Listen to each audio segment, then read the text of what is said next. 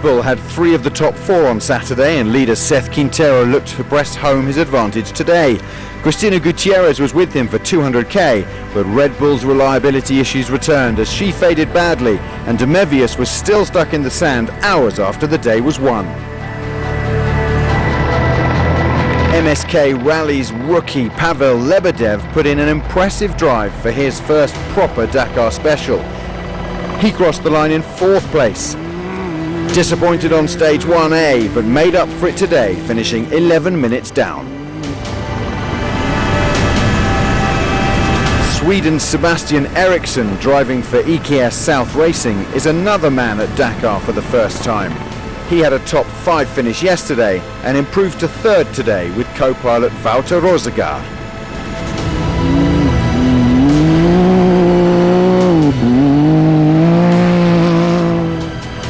But in the end, the only driver who could live with Quintero was last year's T4 champion, Chile's Chaleco Lopez, with co-pilot Juan Pablo Latrache. They finished 1 minute 53 down in second after 4 hours 10 minutes behind the wheel. Sí, un día muy complejo. Oh, a very, very long day. At the start, we had some electrical problems with the motor, and then, I don't know, at kilometer 40 or 50, the temperature went up a lot. Juan Pablo did some tremendous work, and before long, we were back up and running.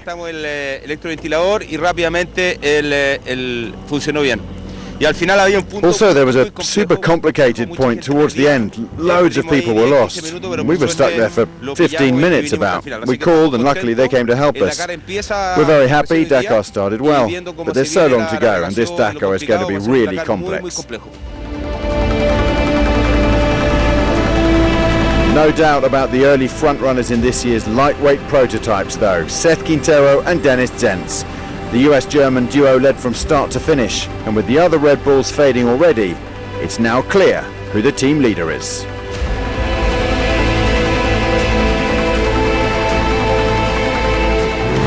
Stage 1 went really well. Getting to the refuel, I think we had about an 8 or 9 minute lead, which was amazing. Just kind of running our own pace, and then unfortunately about 50 or 60k to go, we got lost for 15 minutes probably. Seems like everybody got lost, but we're still the first ones here. I think we're the 12th car overall, and we started 31st, so day could have gone better, but it definitely could have gone worse, so I'm happy. Today's classification then, Special 1B, the American Seth Quintero made it 2 from 2 at Dakar 22.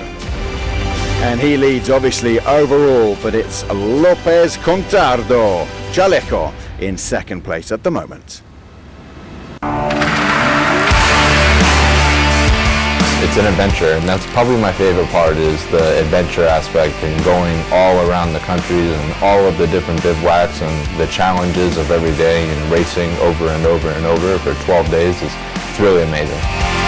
He's the wonder kid of the American off-road scene. The Californian is competing in his 3rd Dakar after recently winning the FIA T4 World Cup, but he was first raised in the universe of Baja racing.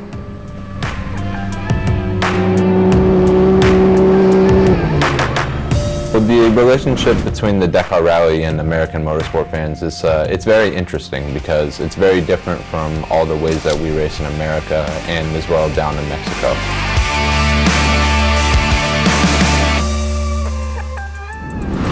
So the stage racing and the length of going from different places and the bivouac concept is very different. So it's very hard for some people to understand. It takes a lot to make them understand, to try to explain it to them. But overall, I think it's getting more popular, definitely, with the success of more Americans. More people are getting onto it and following it. When I began in motorsports, I knew it because of Robbie Gordon, obviously, and Mark Miller, some of the older guys in the older generation. Yeah, I knew that it was eventually something that I definitely wanted to try. And he did more than just try. 8th of his first Dakar, he finished runner-up of the 2021 edition. The good results definitely help. It makes me like it more. Successes in Andalusia, Kazakhstan and Abu Dhabi have put him in the favourites position to win the Dakar this year. Manager The T4 category and the T3, they're really getting faster. Everybody's getting better and the times are getting closer and closer. So now it's just full blast the entire time. You have to be almost pushing as fast as you can for 100% of the stage for 100% of the race. It's definitely growing in numbers and it just gets tougher and tougher.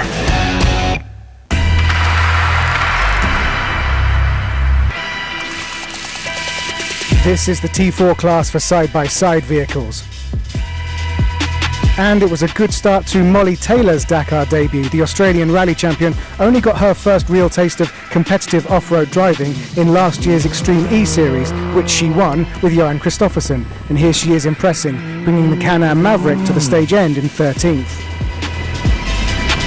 Luis Portella Morez and David Megre are two old friends. Ex-rugby players, both successful enduro riders, they're contesting their second Dakar together. It's a Portuguese crew racing for a Portuguese team, South Racing, and delivering a good time today, coming in 8th.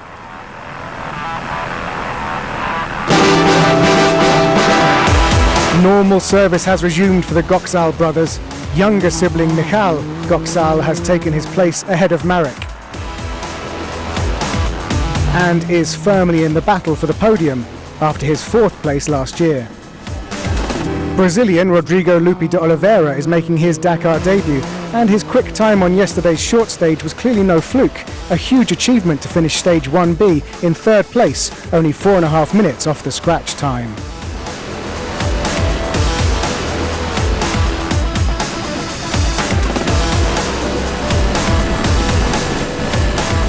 American Austin Jones was on a big push today in his Monster Energy Can-Am Maverick. Started in P4 and was in P3 for much of the stage, but overhauled his rival Goxal to finish in 2nd, 2 minutes behind the stage winner. Last year's runner-up is on target to fight for Dakar victory.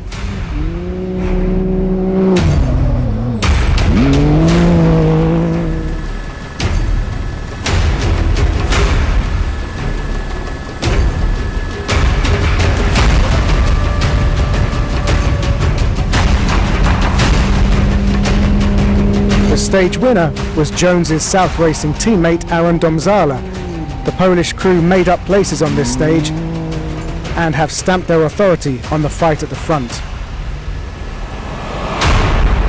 This is Domzala's 4th entry on the Dakar, and he takes a big step every time. Last year he was 3rd in class, clearly aiming higher this year.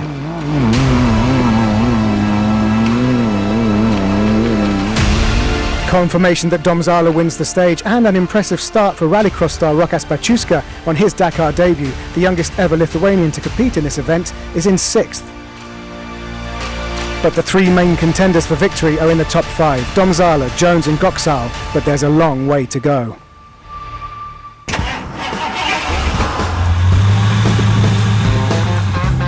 You're in the Ahmed Ben Nasir Museum, situated in the city of Al Qasem, more precisely in Al Bureda. Welcome.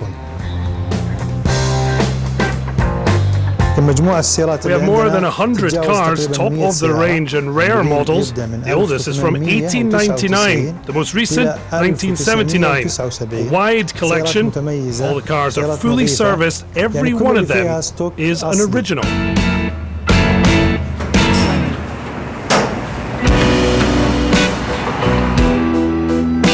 Among these cars, we have the T model, a manual car. We also have the legendary 1977 Rolls-Royce, prestigious car, a convertible. It's the Cornish model.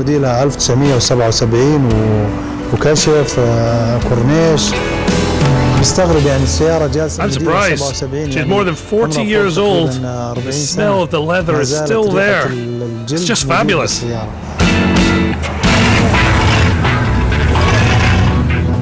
Well, here's a Trans-Am 1981. It's a car that kept the same style from 1971 till 81. It's an 8-cylinder. It's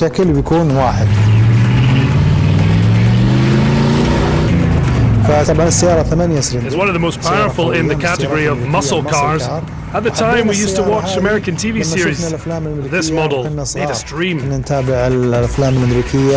شفنا السيارات هذه فكنا معجبين جدا فيها.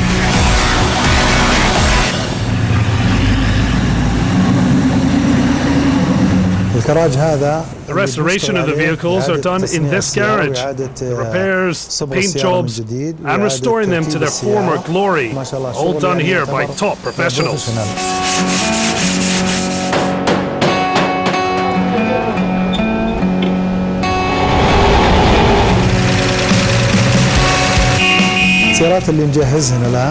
We're currently working on the Impala 64 and the 1952 Chevy. There's also Ford 66, Mercedes-Benz 190, and a Ford 46. وفي فورد 46.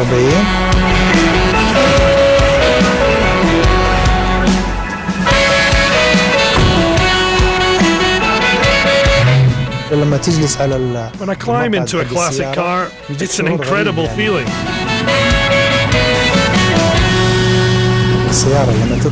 When you drive a classic, you bring joy to people. They never fail to stop you to take a photo, ask a question, to know the history of the car.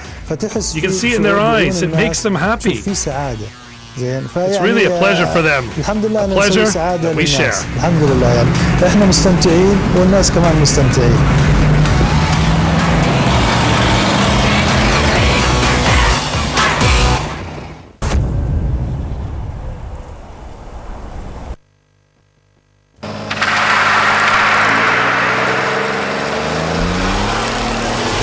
Kamaz have made a typically Kamaz-like start in the trucks. They finished 1, 2, 3, 4 on stage 1A yesterday, and they had all 4 of their drivers in the top 5 today.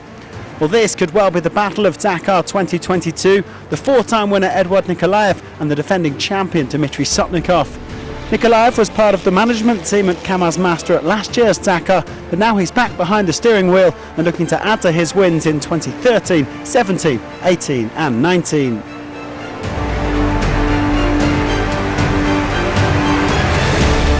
Andrei Karginov, who won in 2014 and 2020, was leading for most of today's stage, but lost around 20 minutes in the same area that confounded the bikers. In the end, Sotnikov took stage honours by just 38 seconds from Nikolaev, who's feeling comfortable 2 days into his comeback. I don't problems with overcome the dune, and today very fast, and we're very happy. Here's Martin Matchik driving the Iveco Powerstar. He's nicknamed Charles. The Czech driver dropped around 20 minutes, coming in just behind Karganov. He's now 6th overall. Well, Martin van den Brink and his Mamoret Rally Sport team have joined forces with Team de Roy for this Dakar, with his son Mitchell providing fast assistance. Well, the veteran Dutchman needed a bit of assistance from his crew when he lost the rear right tyre. Well, these things weigh around 150 kilos, so changing them is no mean feat.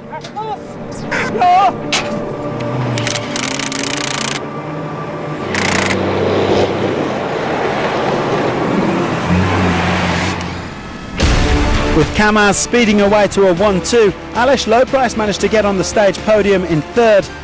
The Czech is still reeling from the sudden loss of his uncle Karl a few days ago, but he showed that his head is still in the game by coming in around 9 minutes down on Sotnikov and Nikolaev.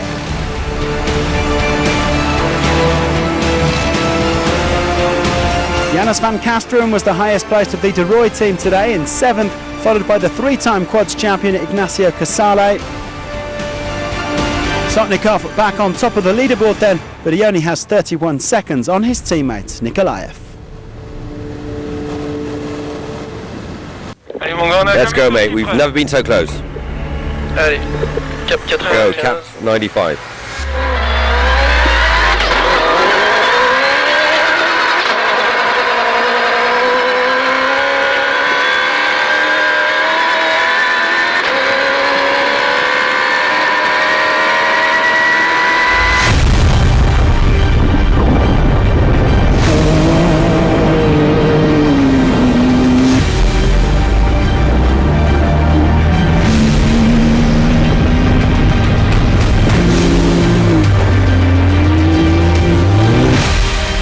He's going so slow.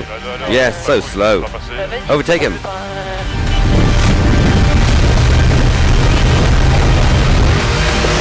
We're at the limit. It says radiator 104. We're not going to break the engine. Change the wheel.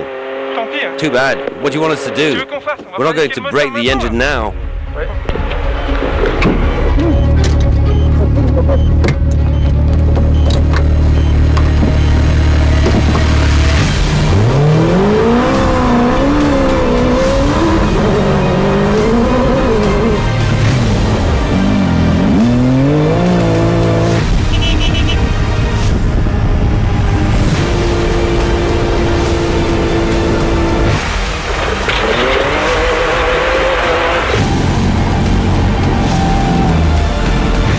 You're doing a great job. Oh no, it's not good, it was left. Well, you're not really doing a great job.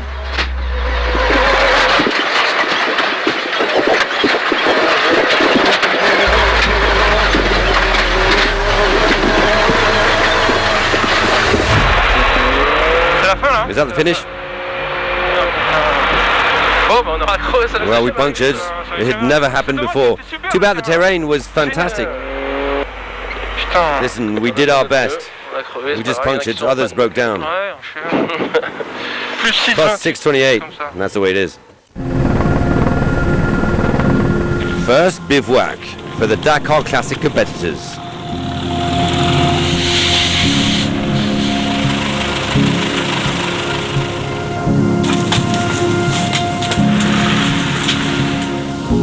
And first real rally night in Heil.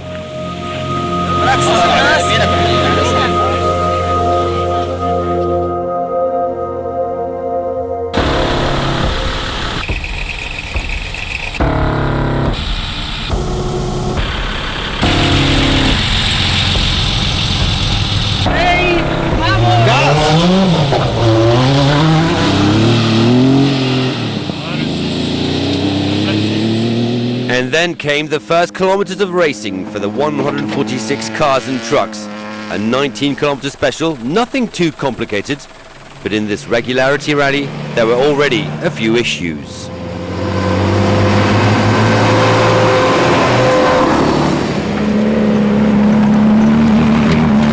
Is it okay? Yes. Well, we're two-wheel-drive car, and the tires were still hard, so we had to lower pressure in the tires, and the sand was too soft. That's it. And then we were stacked, and people were helping us, so we're really happy. And with the tire, what's happened now? Well, later on, when the sand is a bit faster, we had to refresh them. I don't know in English. Fill them up again. It's already ready for the next time. The rope. This is Dakar. This is Dakar, yes, we love it. You do this for fun.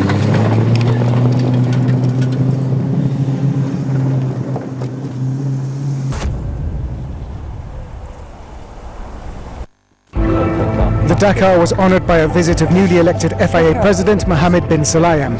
The Emirati, a former rallying champion, was delighted to feel the atmosphere of the bivouac and enthusiasm for the brand new FIA World Rally Raid Championship. To have a championship with all the manufacturers in is so important. To have a World Cup, it's good, but that's only an introduction.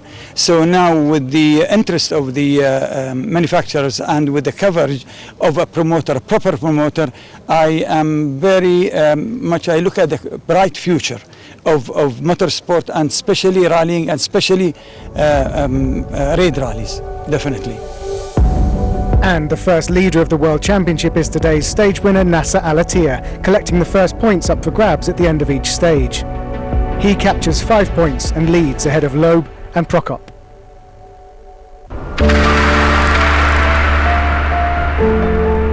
Stage 2 was scheduled to be the first part of the marathon stage, where competitors have to compete across 2 full days without any assistance at the bivouac.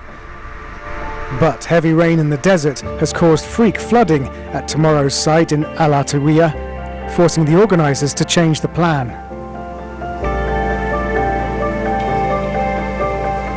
It's a marathon stage no longer, but the competitive stages themselves remain the same. And stage 2 is a sand monster, 339 competitive kilometres from Ha'il to Al Atawiya, and it's dunes, dunes and more dunes. Thanks for watching. Join us tomorrow as Dakar 2022 continues.